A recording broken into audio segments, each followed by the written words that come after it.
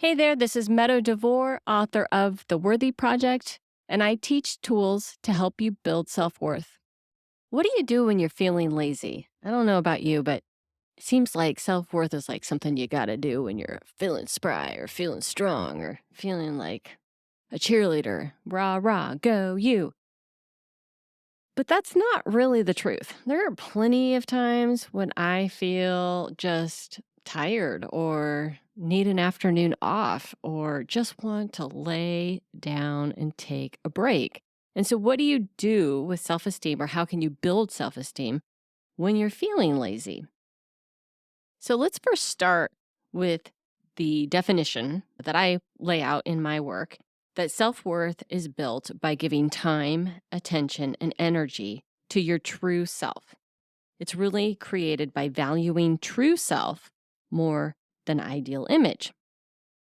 But first, we have to understand the difference between true self and ideal image. So, ideal image is the social role or identity that you want to attain, cultivate, or portray to others.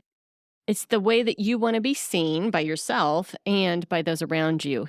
It's the socialized identity that family, friends, community, marketing, and society has taught you to value. The ideal image doesn't live in your human body right here and right now. It's a romanticized fantasy that exists only in your imagination. It's not an aspect of your true self. Rather, it's an ever changing illusion of who you think you're supposed to be, what you think you should have, or what you think you should do. So, this ideal image is concerned with exterior, superficial, and other centric concepts. The problem is when your awareness is chronically fixated on the image of who you think you should be, your true self atrophies and self worth deteriorates. Your true self is what distinguishes you from anyone else. It's your essence, it's your true nature, it's the you-ness that makes you you. Your true self is the authentic, central, and essential part of who you are, the real you that exists in your human body right here, right now. So, this is the you that has the ability to dream and create. It's the you that has the ability to be in relationships with others. It's the you that has the capacity to love, to feel, explore, to think, to decide, and to create your life. This is the most vulnerable part of you, and it's the part that you must protect, the part that you must invest in.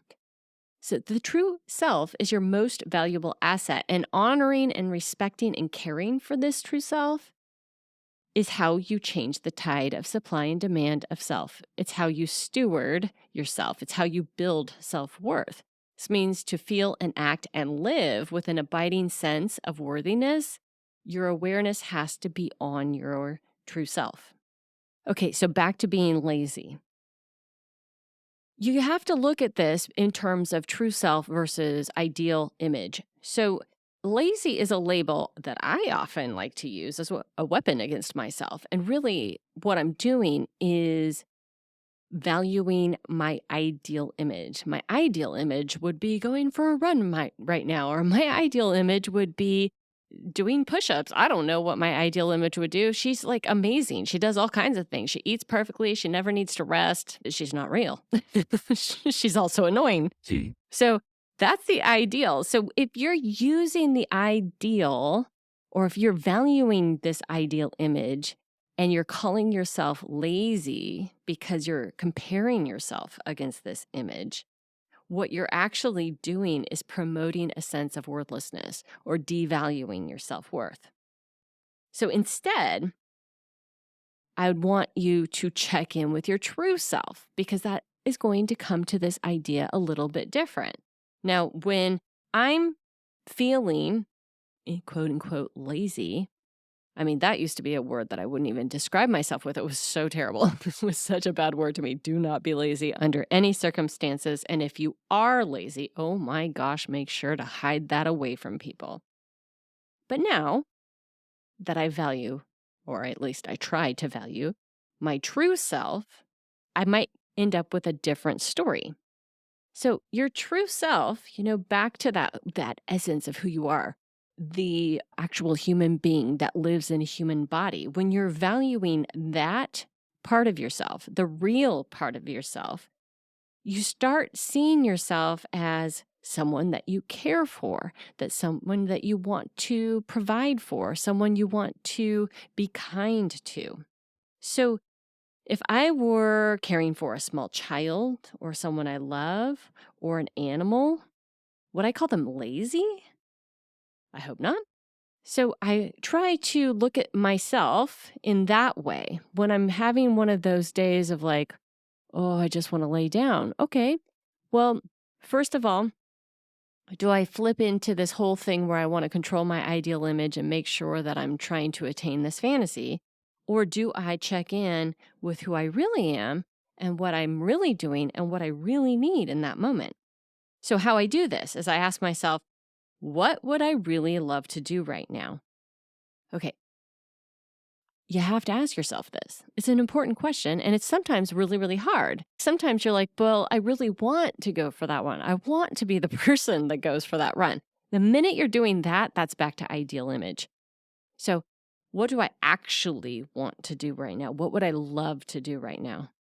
Second question I ask is, what do I really want? And then the third question I ask is, how can I best care for myself? So, on a afternoon where I'm tired or what would maybe be called lazy, my answers might look like this. What I really want to do or what I'd really love to do right now is lay down and watch a sitcom on Netflix. What I really want is to rest and close my eyes. How I can best care for myself is to allow myself or to be generous with myself and to give myself that kindness. And so that is that ending piece that's so important, is to give permission. You are allowed to take a day off. You're allowed to read a book in an afternoon. You're allowed to not do anything on your to-do list. You're allowed to actually rip the to-do list up for the day. You're allowed to do nothing. You're allowed to watch TV. You are your own human being, and you get to do whatever you really want to do and whatever you really love and what actually reinforces that you are worth time, attention, care, kindness. That is how you build self-worth. So the tool for you, if you're feeling lazy, first ask yourself, am I using my ideal image as a weapon against myself? Be honest there. Check in. You're going to be calling yourself lazy, and it's either going to feel good or bad. If it feels bad, that's ideal image stuff.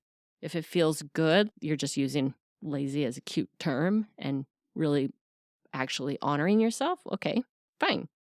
2, check in with your true self. Ask, 1, what would you love to do right now?